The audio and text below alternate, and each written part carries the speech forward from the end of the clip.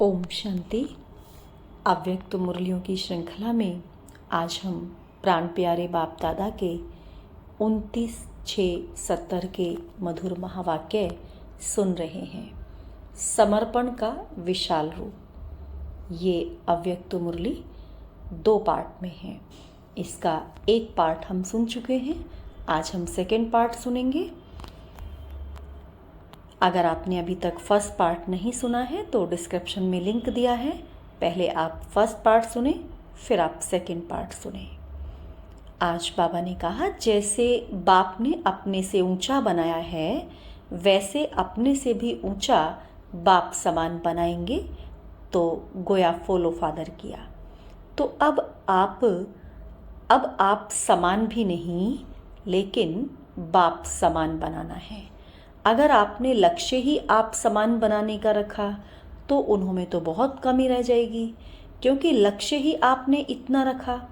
इसीलिए लक्ष्य सदैव संपूर्णता का रखना है। जो संपूर्ण मूर्त प्रत्यक्ष प्रख्यात हो चुके हैं उसका लक्ष्य नहीं रखना है। तो जो अब गुप्त है, प्रत्यक्षता में नहीं आए हैं, उनका भी लक्ष्य नहीं रख सकते, क्योंकि जैसी एम वैसा ऑब्जेक्ट होता है। तो एम को श्रेष्ठ रखेंगे ताकि प्राप्ति भी श्रेष्ठ होगी। अब तीसरी आंख शिव ऊपर निशाने पर एक टिक लटकी हुई होनी चाहिए।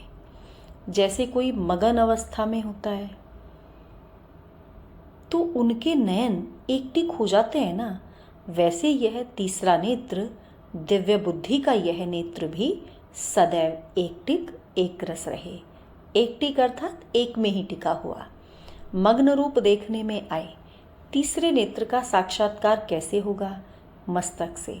मस्तक में खलक, नैनों में फलक देखने में आएगी। इससे भी पता पड़ेगा कि इनका तीसरा नेत्र मग्न है या युद्ध स्थल में है। जब आँख थोड़ी ठीक नहीं होती है तो पलक घड़ी घड़ी नीचे ऊपर होती रहती है। यह भी तीसरा नेत्र अगर यथार्थ रीति से ठीक होगा, अर्थात दिव्य बुद्धि यथार्थ रीति से स्वच्छ होगी तो एक ठीक होगा। आँख में कोई किचड़ा आदि पड़ जाता है तो क्या होता है? पलकें हिलने लगती हैं। किचड़े की निशानी है हिलना, यथार्थ तंदुरुस्ती की निशानी है स्थिर हो जाना।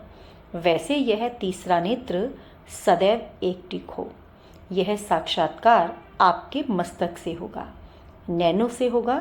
तो चेक करो, हमारा तीसरा नेत्र जल्दी जल्दी बंद होता है और खुलता है, सदैव खुला ही रहता है। कोई भी याद में मस्त हो जाते हैं तो आंखें भी एक टिक हो जाती हैं। तो यहाँ भी संपूर्ण स्थिति में वही टिक सकेगा जो एक की ही याद में मग्न होगा, नहीं तो नैनों के मुआफिक बंद होते खुलते रहेंगे, एक टिक नहीं हो सकेंगे। अगर कोई किचड़ा हो तो जल्दी निकालो, नहीं तो हंसी की बात सुने। समझो आपका कोई साक्षात्कार करता है और आपकी मूर्त नीचे ऊपर होती रहेगी तो क्या साक्षात्कार करेंगे? जैसे फोटो निकालने के समय हिलना बंद कराते हैं ना, अगर हिला तो फोटो खराब। तो वैसे ही आपकी अवस्था हिलती रहेगी तो क्या साक्षात्कार होगा? जैसे फोटो निकालते समय अपने को कितना स्थिर करते हो, वैसे ही सदैव समझो कि हमारे भक्त हर समय हमारा साक्षात्कार कर रहे हैं। तो साक्षात्कार मूर्त अर्थात स्थिर मूर्त होंगे, नहीं तो भक्तों को साक्षात्कार स्पष्ट नहीं होगा। स्पष्ट साक्षात्कार कराने के लिए स्थिर बुद्धि, एकटिक स्थिति आवश्यक है। समझा? अभी से ही भक्त लोग एक एक का साक्षात्कार करेंगे। वह बीज अर्थात संस्कार उन भक्तों की आत्मा में भरेगा, फिर उस संस्कार से मर्ज होंगे और फिर द्वापर में वही संस्कार इमर्ज होगा। जैसे आप समझाते हो ना कि धर्म स्थापक यहाँ से संदेश लेकर भरकर जाएंगे, वही फिर इमर्ज होगा। वैसे आप सभी के अपने अपने भक्त और प्रजा संस्कार ले जाएगी, फिर उसी प्रमाण इमर्ज होते हैं। अगर भक्तों के सामने स्पष्ट मूर्त ही नहीं दिखाएंगे तो उनमें वह संस्कार कैसे भरेंगे? यह भी कर्तव्य करना है। सिर्फ प्रजा नहीं बनानी है, साथ साथ भक्तों में भी वह संस्कार भरना है। कितनी प्रजा बनी है, कितने भक्त बने हैं, यह भी मालूम पड़ेगा। भक्तों की माला और प्रजा की माला दोनों प्रत्यक्ष होंगे।